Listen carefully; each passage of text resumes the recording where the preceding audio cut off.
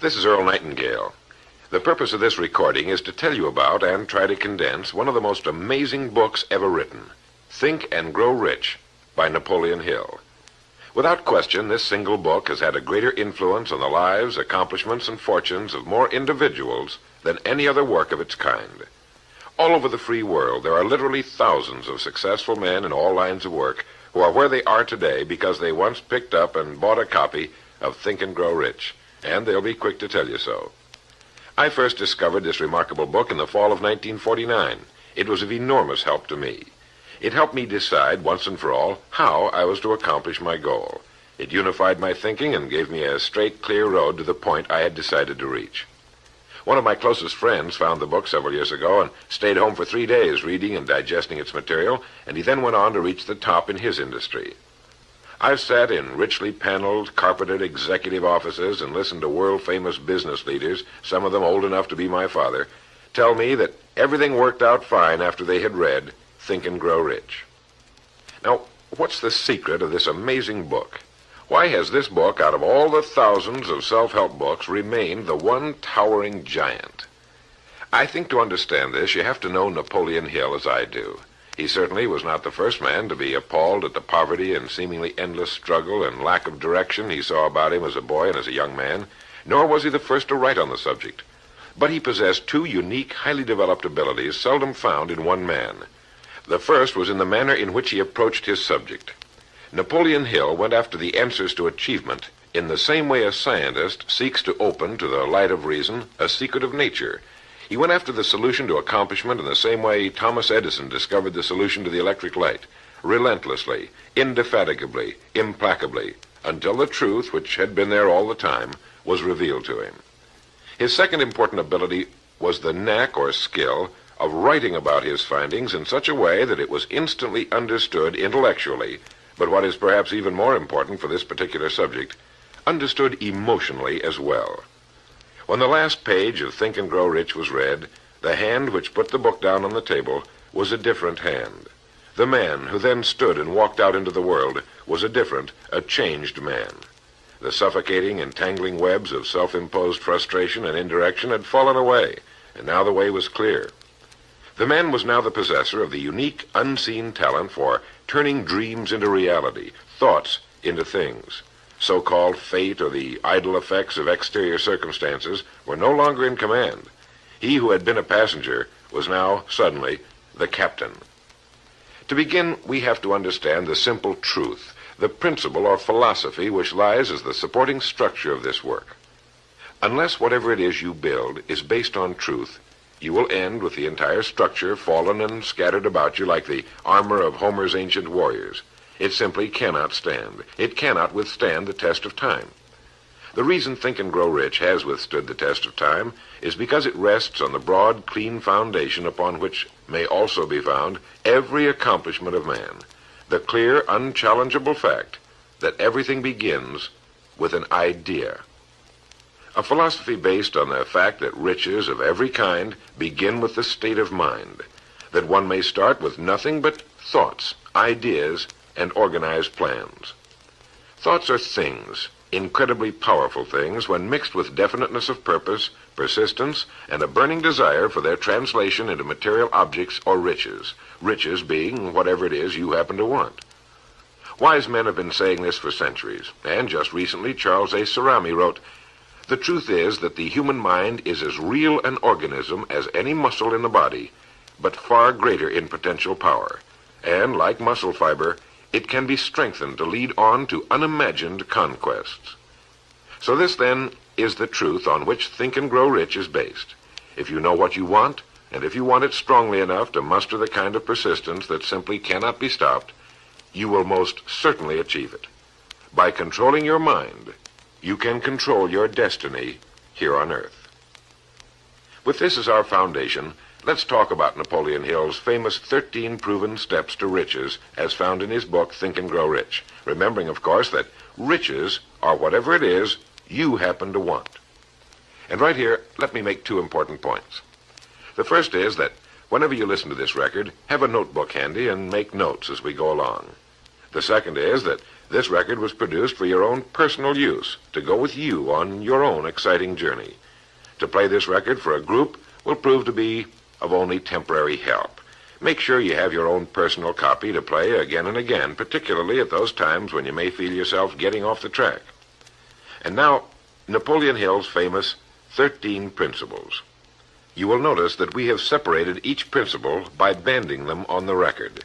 In this way, you're given quick access to any particular principle to which you may wish to return for reference. The first principle, desire. Here is the starting point for all achievement, the first step toward riches. But it's right here that we so often run into a stumbling block. A person will say, I know what I desire, but can I get it? We'll get into this business of doubt later, but once and for all, let's clear up this point. This point of whether or not you can accomplish that which you desire with all your heart. I think it was best expressed by Emerson, who wrote, "There is nothing capricious in nature, and the implanting of a desire indicates that its gratification is in the constitution of the creature that feels it." In other words, you would not have the desire unless you were capable of its achievement. Each of us has a built-in governor, and our desires are modified by our abilities and leanings. Whatever it is that you desire with all your heart, understand once and for all that it can and should be yours. In Think and Grow Rich, Napoleon Hill cites example after example of why your burning desire is nothing more than an accurate picture of what you will one day become. So right here, firmly establish in your mind that which you desire more than anything else. For, as Helvetius put it, by annihilating the desires, you annihilate the mind. Every man without passions has within him no principle of action, nor motive to act. A good way to determine whether or not you really have a burning desire is to examine the way you go after it. If you go after that which you think you desire tentatively, timidly, in an attempt to play it safe, you don't have a burning desire at all. You can't get to second base if you keep one foot on first. But if you're willing to burn your bridges behind you and say once and for all, this is it, this is what I will do, and I will never retreat, I'll never go back, then you have the sort of desire that can only end in success. It takes that kind of resolve to be able to keep picking yourself up after the falls you're bound to take. The only people who don't make mistakes are those who never try anything. The timid feeders in the lagoon who never venture into the broad deep sea beyond. While these principles will work for anything you may want, a more harmonious home life, a more successful career, for our example, let's say your desire happens to be more money, to better care for your family and provide for your future years, to get your share of the prosperity that lies ahead. Napoleon Hill gives us 6 definite, practical steps to follow. 1. Fix in your mind the exact amount of money you desire. It is not sufficient merely to say, I want plenty of money. Be definite as to the amount. There's a psychological reason for definiteness, which will be described in a subsequent principle. Number 2, determine exactly what you intend to give in return for the money you desire. There's no such reality as something for nothing. 3, establish a definite date when you intend to possess the money you desire. And 4, create a definite plan for carrying out your desire and begin at once, whether you're ready or not, to put this plan into action. 5, write out a clear, concise statement of the amount of money you intend to acquire, name the time limit for its acquisition, state what you intend to give in return for the money, and describe clearly the plan through which you intend to accumulate it. 6, read your written statement aloud twice daily, once just before retiring at night, and once after arising in the morning. As you read, see and feel and believe yourself already in possession of the money, or whatever your goal happens to be. It's important that you follow these instructions to the letter. Play this part of the record over until you have it down to your satisfaction, for this is by far the most important of the 13 principles, and this chapter of the book ends with these words. Through some strange and powerful principle of mental chemistry, which she has never divulged, nature wraps up in the impulse of strong desire that something which recognizes no such word as impossible and accepts no such reality as failure. The second principle is faith. You never would have even thought of your main desire unless faith were tugging at your mind. And if you find it difficult at times to have faith in yourself, you can be certain that you can have faith in these principles. Napoleon Hill writes, "Faith is a state of mind which may be induced or created by affirmation or repeated instructions to the subconscious mind through the principle of conscious autosuggestion." Conscious autosuggestion simply means a suggestion by yourself to yourself, just as an autobiography is a biography written by the person it's about. By getting a mental image of yourself already having accomplished your main desire over and over again, you will muster the faith you need. Faith is vital to accomplishment. The Emperor Napoleon once said, "All the scholastic scaffolding falls as a ruined edifice before one single word, faith."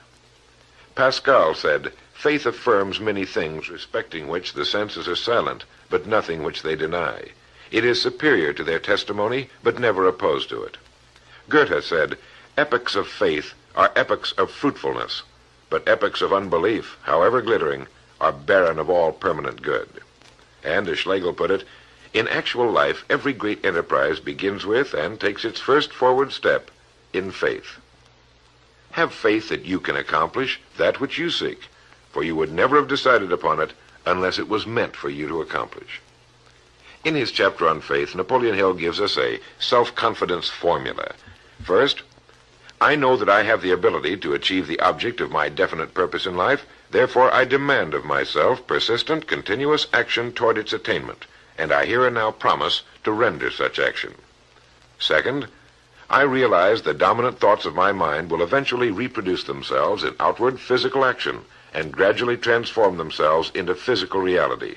Therefore, I will concentrate my thoughts for 30 minutes daily upon the task of thinking of the person I intend to become, thereby creating in my mind a clear mental picture of that person. Third, I know through the principle of autosuggestion any desire that I persistently hold in my mind will eventually seek expression through some practical means of attaining the object back of it. Therefore, I will devote 10 minutes daily to demanding of myself the development of self-confidence. Fourth, I have clearly written down a description of my definite chief aim in life, and I will never stop trying until I have developed sufficient self-confidence for its attainment. Fifth, I fully realize that no wealth or position can long endure unless built upon truth and justice. Therefore, I will engage in no transaction which does not benefit all whom it affects. I will succeed by attracting to myself the forces I wish to use and the cooperation of other people. I will induce others to serve me because of my willingness to serve others. I will eliminate hatred, envy, jealousy, selfishness, and cynicism by developing love for all humanity, because I know that a negative attitude toward others can never bring me success. I will cause others to believe in me because I will believe in them and in myself. In rereading Think and Grow Rich so that I could write this condensation for recording, I was forcibly struck all over again by this great chapter on faith, particularly the examples of how some of the world's greatest men have accomplished what appeared to be impossible through faith. The third principle is autosuggestion. Now, we've already touched on this. This chapter of the book tells us how, through repeated suggestion, the subconscious mind can be put to work for us. It is the faculty of being able to concentrate your mind on your burning desire until your subconscious mind accepts it as fact and begins to devise ways of bringing it about. Here is where hunches come from, sudden flashes of thought or inspiration, guidance. The instructions given in connection with the 6 steps in the second chapter will now be summarized and blended with the principles covered by Napoleon Hill's chapter on autosuggestion. First, go into some quiet spot, perhaps in bed at night, close your eyes and repeat aloud, so you may hear your own words, the written statement of the amount of money you intend to accumulate, or a careful reaffirmation of whatever your goal happens to be, the time limit for its accumulation, and a description of the service or merchandise you intend to give in return for the money. As you carry out these instructions, see yourself already in possession of your goal. For example, suppose that you intend to accumulate $50,000 by the 1st of January, 5 years from now, that you intend to give personal services in return for the money in the capacity of a salesman. Your written statement of your purpose should be similar to the following. By the 1st day of January, 19, whatever it happens to be, I will have in my possession $50,000, which will come to me in various amounts from time to time during the interim. In return for this money, I will give the most efficient service of which I am capable, rendering the fullest possible quantity and the best possible quality of service in the capacity of salesman of, and here describe the product or service you intend to sell or whatever it is you do for a living. It goes on. I believe that I will have this money in my possession. My faith is so strong that I can now see this money before my eyes. I can touch it with my hands. It is now awaiting transfer to me at the time and in the proportion that I deliver the service I intend to render in return for it. I am awaiting a plan by which to accumulate this money, and I will follow that plan when it is received. Second, repeat this program night and morning until you can see in your imagination the money you intend to accumulate. Third, place a written copy of your statement where you can see it night and morning, and read it just before retiring and upon arising until it's been memorized. As you carry out these instructions, you are applying the principle of auto-suggestion.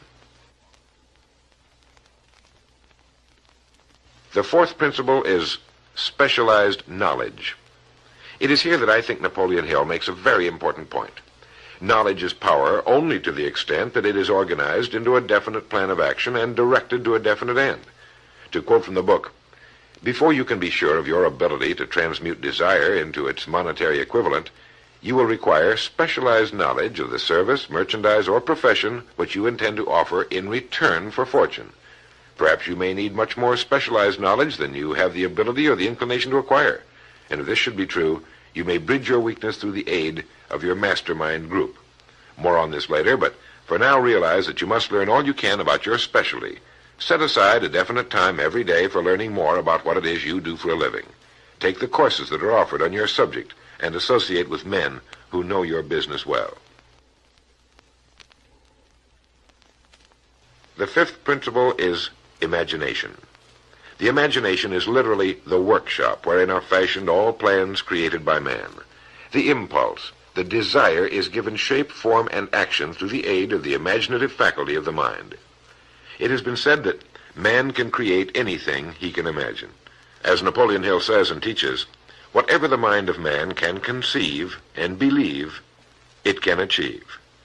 Man's only limitation within reason lies in his development and use of his imagination and subsequent motivation to action. The great leaders of business, industry, finance, and the great artists, musicians, poets, and writers became great because they developed the power of self-motivation. Incidentally, one of the best books ever put together on this subject, if not the greatest, is Success Through Positive Mental Attitude by Napoleon Hill and W. Clement Stone. I suggest you get a copy from your bookstore at your earliest convenience. If your bookstore happens to be out of the book, you may obtain a copy by writing to the address on the label of this record. As you go about your daily work, think constantly of ways in which it could be done better, more efficiently. Think of the changes that are inevitable. Can they be made now? And if you feel limited, remember the words of the late Frank Lloyd Wright. He said, "The human race built most nobly when limitations were greatest, and therefore when most was required of imagination in order to build it all. Limitations seem to have always been the best friends of architecture." As you build your future from this point onward, don't concern yourself with limitations, but remember that they may be your best friends, since they require imagination if we're to rise above them. And as Beecher said, the soul without imagination is what an observatory would be without a telescope. Now, if you'll turn this record over, we'll get to the sixth principle. The sixth principle is organized planning. You have decided on your desire, your goal. Now let's organize the plan for its accomplishment, right on schedule. Let me quote again from Think and Grow Rich. You have learned that everything man creates or acquires begins in the form of desire. The desire is taken on the first lap of its journey from the abstract to the concrete in the workshop of the imagination, where plans for its transition are created and organized. Earlier, you were instructed to take 6 definite practical steps as your first move in translating the desire for whatever you want into its physical equivalent. One of these steps is the formation of a definite practical plan or plans through which this transformation may be made. 1. Ally yourself with one or more persons, a group of as many people as you may need for the creation and carrying out of your plan or plans for the accumulation of the money you've established as your goal. Making use of the mastermind principle. This is important. 2. Before forming your mastermind alliance, decide what advantages and benefits you may offer the individual members of your group in return for their cooperation. No one will work indefinitely without some form of compensation, although this may not always be in the form of money. 3. Arrange to meet with the members of your mastermind group at least twice a week, and more often if possible, until you have jointly perfected the necessary plan or plans for the accomplishment of your goal. 4. Maintain perfect harmony between yourself and every member of your mastermind group. Keep in mind these facts. First, you're engaged in an undertaking of major importance to you. To be sure of success, you must have plans which are faultless. Second, you must have the advantage of the experience, education, native ability, and imagination of other minds. This is in harmony with the methods followed by every person who has risen above the average. Work at this until you have a well-executed formal plan for reaching your objective. In this way, you're never confused or wondering what you should do next. Every morning you know exactly what you're going to do and why. It is in this chapter of Think and Grow Rich that Napoleon Hill gives us his 11 qualities of leadership. 1. Unwavering courage. 2. Self-control. 3. A keen sense of justice. 4. Definiteness of decision. 5. Definiteness of plans. 6. The habit of doing more than paid for. 7. A pleasing personality. 8. Sympathy and understanding. 9. Mastery of detail. 10. Willingness to assume full responsibility. And 11. Cooperation. The chapter on organized planning is one of the largest and most important in the book. It goes without saying that a man without a plan to follow is like a ship without a course. No place to go, with disaster a probability. The 7th principle, decision. The mastery of procrastination. To quote, accurate analysis of over 25,000 men and women who had experienced failure disclosed the fact that lack of decision was near the head of the list of the 30 major causes of failure. This is no mere statement of a theory, it is a fact. Procrastination, the opposite of decision, is a common enemy which every man must conquer. Analysis of several hundred people who had accumulated fortunes well beyond the $1 million mark disclosed the fact that every one of them had the habit of reaching decisions promptly and of changing these decisions slowly if and when they were changed. People who fail to accumulate money, without exception, have the habit of reaching decisions, if at all, very slowly, and of changing these decisions quickly and often. A definite objective makes reaching prompt decisions that much easier. Napoleon Hill gives many examples, one of which is the case of Henry Ford. One of Henry Ford's most outstanding qualities was his habit of reaching decisions quickly and definitely and changing them slowly. This quality was so pronounced in the late Mr. Ford that it earned for him the reputation of being obstinate. It was this quality which prompted Mr. Ford to continue to manufacture his famous Model T, the world's ugliest but for the time most practical car, when all of his advisors and many of the purchasers of the car were urging him to change it. Perhaps he delayed too long in making the change, but the other side of the story is that his firmness of decision yielded a huge fortune before the change in model became necessary, and the company is certainly none the worse for it today. When you make up your mind, stay with it. The majority of people who fail to make the grade are generally easily influenced by the opinions of others, easily swayed. They permit the newspapers and the gossiping neighbors to do their thinking for them. Opinions are the cheapest commodities on earth. Keep your own counsel when you begin to put into practice the principles we're describing here. By reaching your own decisions and following them, take no one into your confidence except the members of your mastermind group, and be very careful in your selection of this group, that you choose only those who will be in complete sympathy and harmony with your purpose. Close friends and relatives, while not meaning to do so, often handicap one through opinions and sometimes through ridicule. Thousands of men and women carry inferiority complexes with them all through life because some well-meaning but ignorant person destroyed their confidence through opinions or ridicule. If a decision is worth anything at all, it's worth sticking to until it's been completely worked. The 8th principle, persistence. Napoleon Hill defines persistence as the power of will. Willpower and desire, when properly combined, make an irresistible pair. Persistence to an individual is what carbon is to steel. In uncounted thousands of cases, persistence has stood as the difference between success and failure. It is this quality more than any other that keeps the majority from great accomplishment. They'll try a thing, but as soon as the going gets tough, they fold.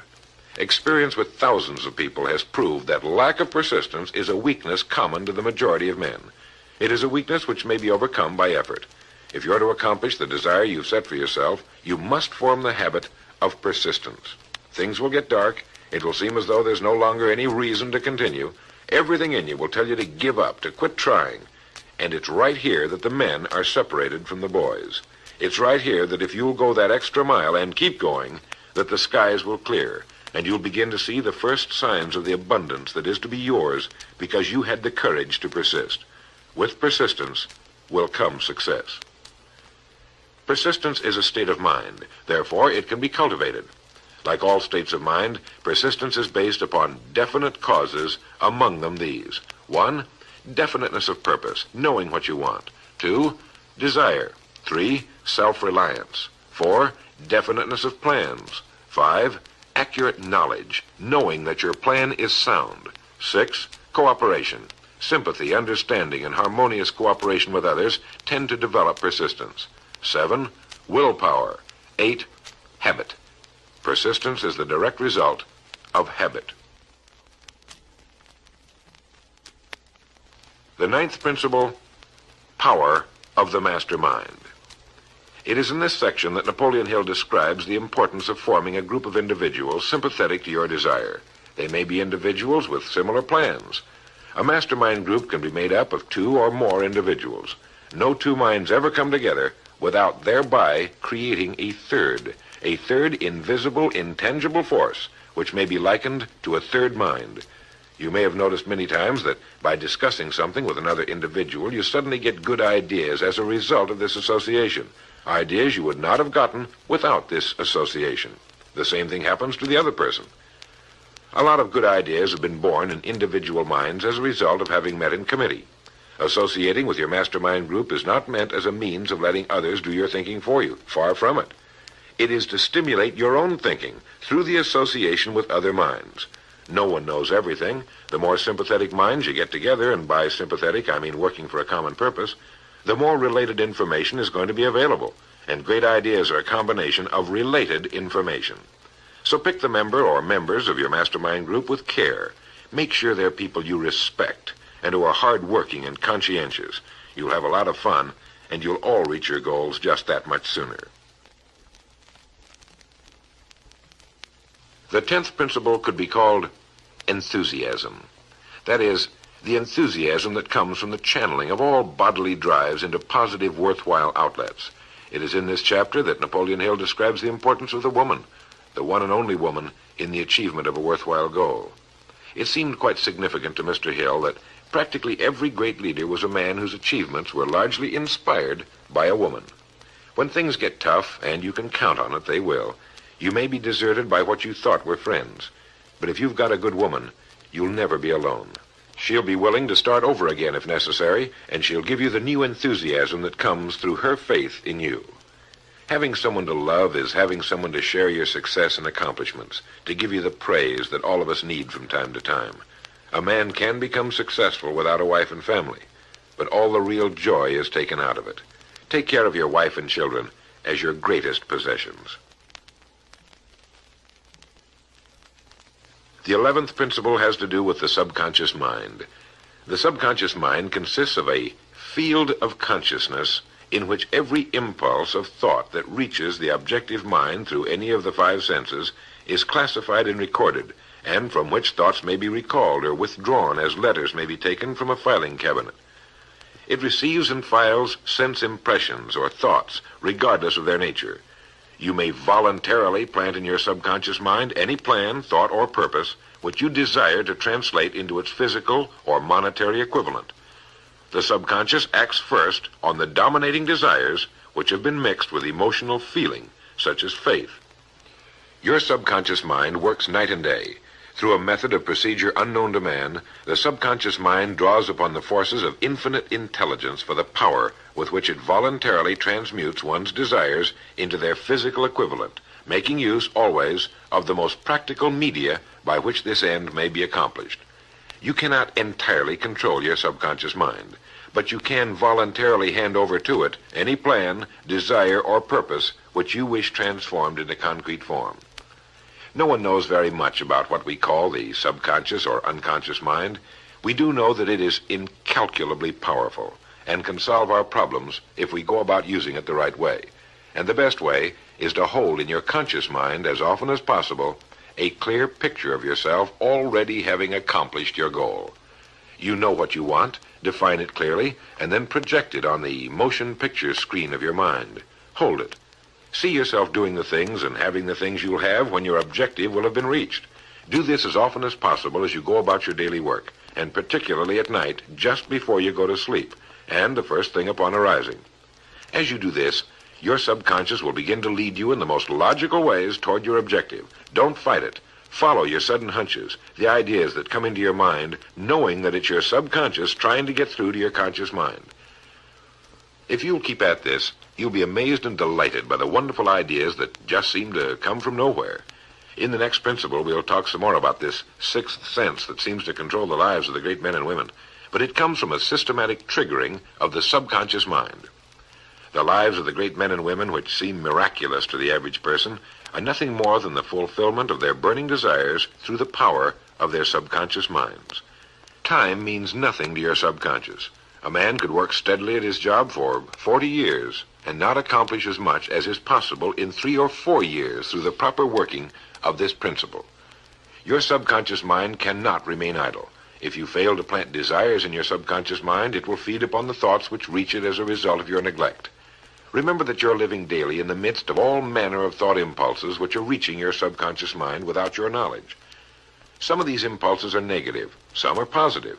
You are now engaged in trying to help shut off the flow of negative impulses and to aid in voluntarily influencing your subconscious mind through positive impulses of desire. When you achieve this, you will possess the key which unlocks the door to your subconscious mind.